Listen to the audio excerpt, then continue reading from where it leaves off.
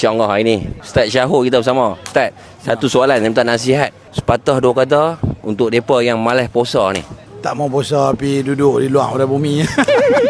Tuhan dah kata dalam satu hadis kursi, kalau hang tak mau taat perintah dia, pergi cari Tuhan lain daripada aku dan pergi duduk di tempat yang lain daripada yang aku bina.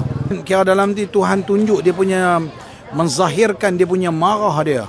Dah kalau hang tak semayang, kalau hang tak puasa, betul hang bertuhan kan siapa? Kita doa lah mudah-mudahan Allah bagi kat mereka ni petunjuk, bagi kekuatan untuk nak puasa. Fahmi tadi tu untuk hang dah Fahmi tu. Okey.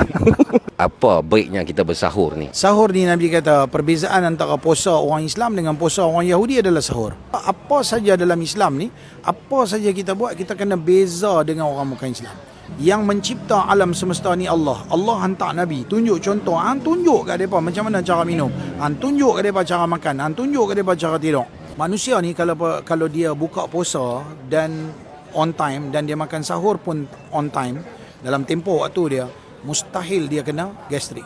Satu manusia kalau dia puasa dan dia jaga sahur dia jaga buka puasa dia on time, maka orang ni takkan kena gastrik. Mustahil pada adat, kecuali Tuhan nak uji dia. Ini perut manusia ni Allah Ta'ala bagi jadi satu hari keluar 3 kali asid untuk nak menghadamkan makanan. Satu waktu pagi sahur sampai pukul 7-8 pagi waktu sarapan. Yang kedua waktu tengah hari 11 sampai pukul 2. Yang ketiga waktu antara pukul 6 petang hingga 8 malam ni. Jadi kalau satu orang makan pada 3 time ini sehari 3 kali, ada makanan dalam perut dia, maka dia tidak akan kena gastrik dan makanan tu akan perut akan mempercepatkan penghadaman. Paling unik saya belajar dalam bidang perubatan, satu profesor sebut dekat saya, dia kata apabila hati niat untuk nak puasa, dia hantar signal pergi ke otak, otak hantar signal pergi ke perut.